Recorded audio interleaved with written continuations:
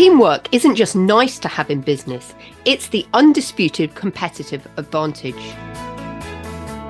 When your team members work as a unified force, your whole operation benefits through higher productivity, thriving creativity, and unstoppable momentum. Welcome to the Impactful Teamwork podcast, where we share with you strategies and tactics to help you develop game-changing teams so that you and your business can make a real difference in the world.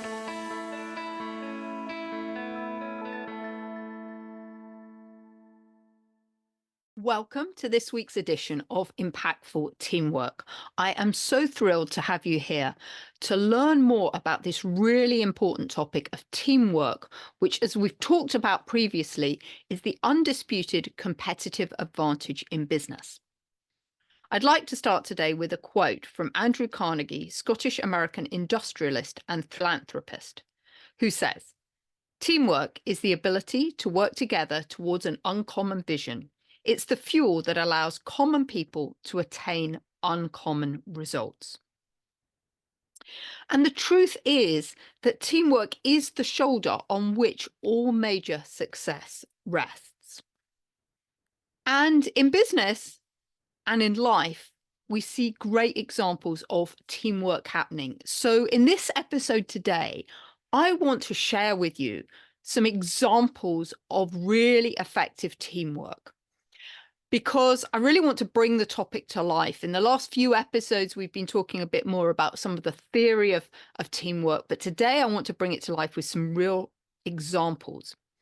And when I was preparing for sharing this with you today, I was thinking about, well, what are some of the examples that I've seen of great teamwork?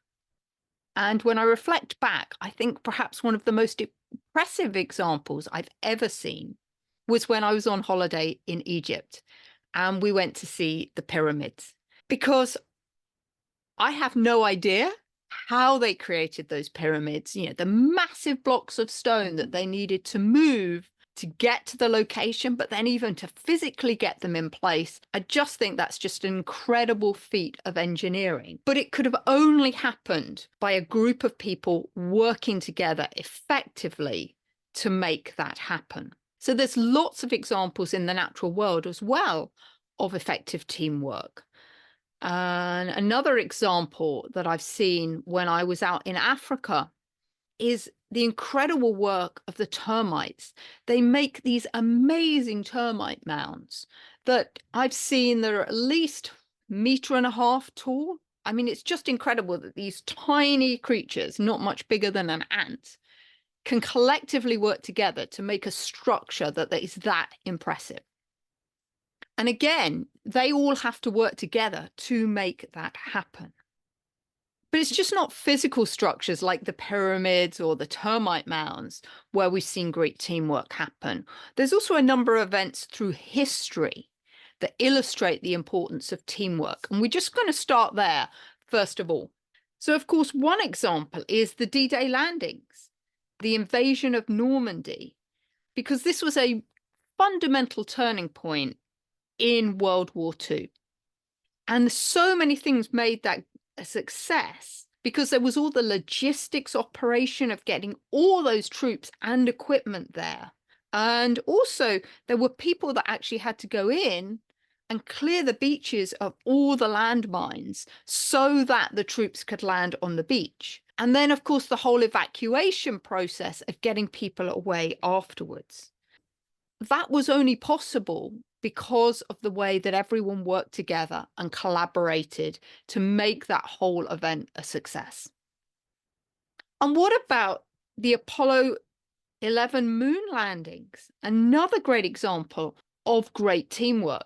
A lot of us, of course, remember the 3 astronauts, Neil Armstrong, Buzz Aldrin, and Michael Collins, because of the fact that many of them just went and walked on the moon. They're the people we talk about when we think about back to 1969 and their mission.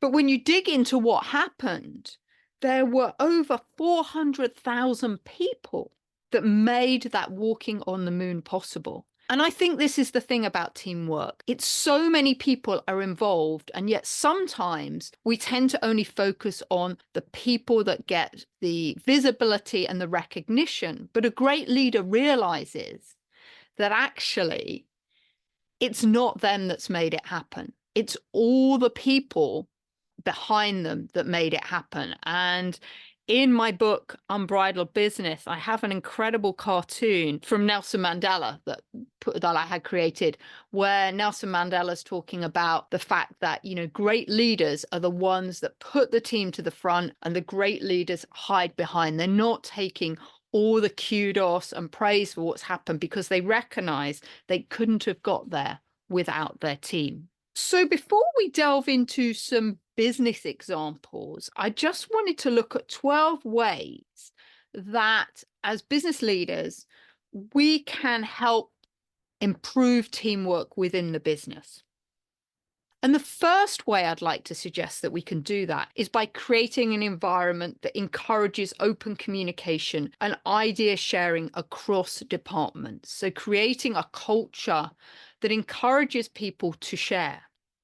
And when we create this culture, then we get this cross-functional collaboration occurring. And this helps break down the silos that so often I see happening in organizations. So when I was working in the corporate world in Anderson and Deloitte, one of my biggest frustrations was the fact that people didn't know what else was going on in the business. And often I saw tasks and projects getting replicated in different areas of the business that were fundamentally exactly the same. So we weren't leveraging the talent we had in the organization, the intellectual capital, our time, and our resources effectively. Each individual department was going ahead and doing their own thing. And that was one of my biggest bugbears in the corporate world, was all this wasted time, energy, and resources, because that's not something we find happening in nature. Nature understands this power of collaboration and interdependence and interconnectedness. The other thing that we can do is we can foster a culture of innovation by valuing the diverse perspectives and ideas from all of our team members. So we spoke in the last podcast about the importance of diversity of thought, to bring all these different perspectives to life. And if as leaders we start investing in team development and team building activities, one of the things that we can help do is improve the relationships between our team members. Because actually business is based on relationships. And unless we have good relationships, then it's always difficult for team members to get on and to work effectively and collaboratively together. So the more we can encourage team members to build these relationships, get to know each other, which we can do through, as I said, through team building events or courses and workshops where people all interact together and create forums for that, we can help encourage this open communication, transparency, and people can start getting feedback on what's happening. And again, I know from my experience in business generally, that when you know other people, it's so much easier to get them on board than reaching out to a colleague in another department, for example, that you don't have any type of relationship with. When you have something in common, you know something about those people, my experience is that they will go the extra mile and help you. And I just think about an example in the corporate world. I had a really great relationship with the people in our print room. I had, at the time, I was running a business unit. We did a lot of reports for our clients that we had to get out in a timely fashion. And I built a really good relationship with the gentleman down in the print room. And the result of that was that every time I needed a piece of work delivered, they always did it in a timely fashion. They even bumped me up the queue and got me to the top because I had that relationship and that rapport with them.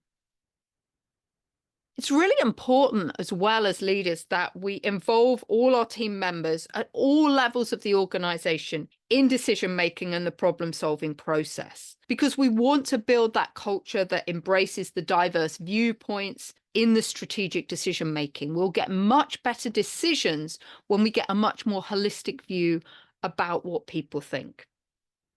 We also want to empower our team members to take ownership and contribute beyond their core responsibilities. And this is so important. We are all working in an environment where we are very time pressured. I think we can all agree that. So we really need our team members to take ownership. And in my experience, when people take ownership and they understand how what they're doing contributes to the overall objective that we're trying to achieve, they are more likely to go the extra mile because they see how they fit in and how they contribute to the ultimate result. And this comes back to cultivating this shared sense of purpose and commitment in achieving the goals. Because when people are committed to achieving the goals, they go the extra mile, they're more engaged, they're more motivated, and in my experience, they tend to deliver a better quality of product for us. We also want to recognize and reward team members who generate the innovative ideas and that collaborate effectively together. Again, in my experience, people do actually want to work together. You know, we are social beings. We like to be part of something. We want to belong. We spoke in episode 2 about the ABCDE of leadership, and the B is belonging. As humans, we've got a social nature to want to connect with other people. Let's encourage that within the organization. And a result of that will be these more innovative ideas. And the more that we encourage the innovative ideas, the more that we get this collective, diverse approach to problem solving. And it's this diversity of approach that enables us to adapt to the changing market conditions around us. We've spoken previously of being in this VUCA world where everything is changing. There's a high degree of uncertainty. So it's really important that our team members feel that they can adapt and change and offer new perspectives on what's possible going forward. So let's now delve into a few examples of where I've seen really effective teamwork. And I'm sure you've got loads of examples too. And please feel free to share them with us. We'd really love to hear those. One of them that struck me that I didn't initially think about as teamwork, but of course it is Wikipedia. Wikipedia has obviously become the, online encyclopedia of the world, right, of life. Some of you might remember the good old Encyclopedia Britannica from when you were growing up, the days before the internet when we had to go and find good old books and look things up. But Wikipedia is really interesting because its success has come from effectively crowdsourcing everybody's knowledge together. It's managed to effectively recruit an army of volunteers who put all of this information onto the web. And it's been incredibly successful. And yes, sometimes there are mistakes, but things are constructed in a way that any mistakes or errors can be corrected easily. But it really takes teamwork to make that happen. And effectively, anyone who's ever been on the Wikipedia site is effectively part of that team, right? Because they can provide feedback if they see something that isn't correct on the site. Another example is Google. And Google launched a project called Project Aristotle. And it was to study hundreds of teams and understand the keys to effective teamwork. And their research involved statisticians, organizational psychologists, engineers, researchers, and they analyzed over 250 attributes of team members. And what they discovered was that the attributes that created effective teamwork included things like psychological safety, dependability, structure, meaning, and impact. And as a result of that, Google implemented new training and communication strategies to enhance teamwork across the company. And this has resulted in improved collaboration. And one of the other things that Google has done, it has allowed team members to have a portion of time every week available for them to work on what they call passion projects. And as it sounds, a passion project is something that a particular team member thinks would be a good idea. And a number of innovations in Google have come through this, such as Gmail. That was one of the passion projects that they ended up adopting. And creating this environment where people have got this time to experiment and collaborate and work together on these passion projects has resulted in Google having this culture of collaboration to move the business forward. And they've come up, as we've seen over the years, with a lot of new products and services. My understanding is Google Maps also came out of this process as well. So there's a lot that we can look at from companies like Google about how to improve collaboration in the workplace. And what about Southwest Airlines? Southwest Airlines is a regional airline in North America, but it is renowned for putting teamwork at the heart of customer service. And it regularly offers training programs and team building activities for its team members. And what it's also good at is providing the resources for those team members to excel. And it's this massive focus on customer service and actively encouraging team members to work together that actually ensures passengers have the best experience all the way from the flight booking all the way through the flight to their destination. And if you've ever flown on Southwest Airlines, their crew are very dynamic, very personable. I've seen and been part of, impromptu sing-songs on the aeroplane. In some ways, they're acting outside the box, not what you would expect from typical aircrew, but they've done in such a way that it's all designed to improve the customer experience. And the result of this is that Southwest Airlines is consistently ranked as one of the leading airlines in multiple customer satisfaction surveys. And so the success wouldn't have been possible without this commitment to teamwork and without all the team members being absolutely focused on providing exceptional customer service. There's plenty of other examples too of this. Starbucks is another example of a company that has instigated great collaboration and teamwork. Because nowadays, I think we're pretty all familiar with having a Starbucks on, nearly every corner. They seem to dominate everywhere. But that wasn't the case. And back in the early 1990s, Howard Schultz, who was the chairman at the time, had opened a few stores, but business wasn't that successful. And then in 1995, Howard Baer was brought in and he became the president with the remit of improving the company culture.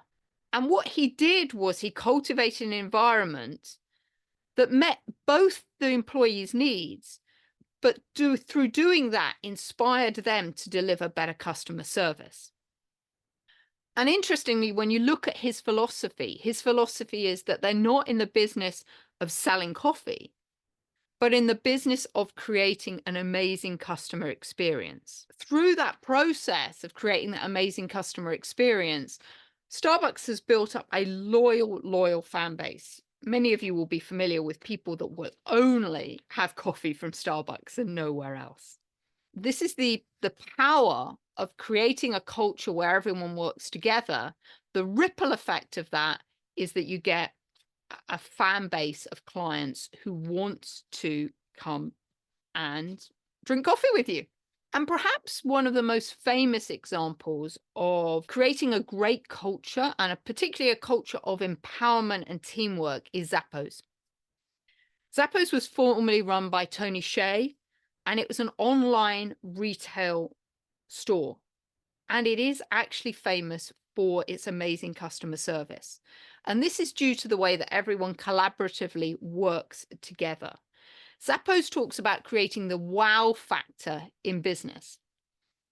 And all of their team members are empowered and driven to do that. And I heard an amazing story once of a client, somebody who was a purchaser of their products, which are shoes, calling up, perhaps in a little bit of a drunken stupor, and requesting a pizza. Now, most customer service representatives in that moment perhaps would have hung up the phone or, told the customer they couldn't help them, but not Zappos. The customer service representative went out of their way to actually order the pizza for that particular customer and send it to their house. I mean, what a great example of empowerment there, that the customer service rep has the ability to do whatever they think they need to do in order to provide amazing customer service. And I also heard a similar example of that at Virgin, where a customer arrived for one of Virgin's transatlantic flights. If you fly in upper class on Virgin, then certainly at the time, and I'm not sure if they still do it now, you were offered free transportation to the airport. And for this particular person, this particular gentleman, the transport hadn't arrived. So they'd had to make their own way to, I believe it was JFK, to get their flight. And when they arrived at the airport, they told the customer representative that the transport hadn't arrived. And the customer representative in that moment made the decision to reimburse the customer for the cost of the taxi that cost him to get to the airport. So again, a great example of empowerment. The only problem was that after that had happened, this customer representative, check-in clerk, then submitted a receipt for payment of the taxi to the management of Virgin to get reimbursed. And as the story goes, it got rejected. And ultimately, Richard Branson heard about this and totally overruled the decision, because he said, this is the best example of customer service I've ever seen. Somebody taking the initiative and looking after the customer and giving them the best customer service. And that was only possible because that team member felt empowered and felt they were working in an environment where they were working as part of a team and they could take that decision to make that happen. And finally, let's just talk a little bit about Apple, because Apple, again, is an example of how they've managed to create amazing products through working together and teamwork. The product development within Apple, we've seen the vast array of products that they've come out with. And that's only possible because of the collaboration, again, that exists between the various teams. And what I understand they do is they bring together individuals within the teams, people from the ideation, from the development team, with people that can take those ideas, put them into plans, with people who are actually able to develop them, and other people that we call polishers that are able to do that continual improvement and continue to refine the product and service. And it's a result of this that's enabled Apple to create the myriad of products it has. They're not just a computer company. They've got watches. We had the iTunes product, what's now Apple Music. We've got Apple Podcasts. There's just an array of products. And again, because of their innovation, they've also managed to attract a very loyal following of people that are raving Apple fans that queue up on the street to get the latest Apple product. And it's the leadership structure of the company and its relationship with the employees that's the propelling force to the creation of more products that remain functional and aesthetically pleasing. And we only have to look back to the first iPhone in 2007 and how Apple launched that product and revolutionized the smartphone industry through all the people that worked together. And, some of the initial iPhones that came out were very pleasing, but maybe not so functionally adept as they are today. And what we've seen is Apple continually refine, modify the iPhone to the point that it is today. And I'm sure there's more iterations going on. Today, we're on Apple iPhone 15, but I'm sure the next one is in the works. And, every time they have more and more functionality on them and can do more and more things. So in conclusion today, there are so many examples of companies that are employing teamwork to really have this competitive advantage in the workplace, to enable them to compete more effectively, but also, I think, importantly as well, to have this ability of adaptability and flexibility, because we live in a world that is changing so quickly, and we need to ensure that as businesses, we are continually reinventing. The products and services we have today will more than likely probably be obsolete in 5 and certainly 10 years' time. So unless we pull in all these diverse perspectives and get everyone within our organization working together, we are never going to be able to maintain that competitive edge. And in the worst case, we become a bit like a Kodak, where we actually don't respond to the environment around us and we cease trading. So, we've got examples of Kodak and Blockbuster, for example, and Nokia, all companies that at one time were ahead of the curve, who just believed that the products and services they had at that point in time would serve them for another number of generations. And the reality is that they didn't, because of the rapid change of technology and everything going on. So as business leaders and business owners, we need to harness all this intelligence and energy within our team to continually reinvent and come up with new ideas and strategies so that we can keep our business at the forefront of what's happening in our industry and therefore continue to be one of the best performers in our sector. I really hope you found this useful today, giving you some live examples of companies that are actually using teamwork to create this competitive advantage. If you're not sure what your competitive advantage is within business, I really invite you to take the Impactful Teamwork quiz that I've created for you, which will show you in 4 different areas how you're performing within your business. And then we'll provide you with a report that shows you ways that you can improve that. And there'll be a link to that in the show notes. Again, I'd like to extend an invitation if anyone would love to come on the show and share with me how they've improved the teamwork within their organization or examples they've seen of really effective teamwork. And it doesn't only have to be in business, although, of course, this podcast is focused on business. But, of course, we see examples of great teamwork, as we've said, in the construction industry, of events that's happened in history. But of course, perhaps the most notable that we might think about is in sports teams that have created great results because of the way that the team has worked together. So once again, thank you for your time today. It's been a pleasure sharing this with you, and I look forward to seeing you and hearing from you on the next episode. Bye-bye. Thanks for listening to the Impactful Teamwork podcast. Please stay tuned for future episodes and do subscribe wherever you get your podcasts. If you've enjoyed this episode, please leave a rating on your favorite platform. Recommendations are essential for attracting new listeners. Please follow us on social media at Julia Felton and at Business Horsepower. And if there are any topics you'd like us to cover on future episodes, please do let me know. Remember, you and your team are always making an impact. What impact will you make today?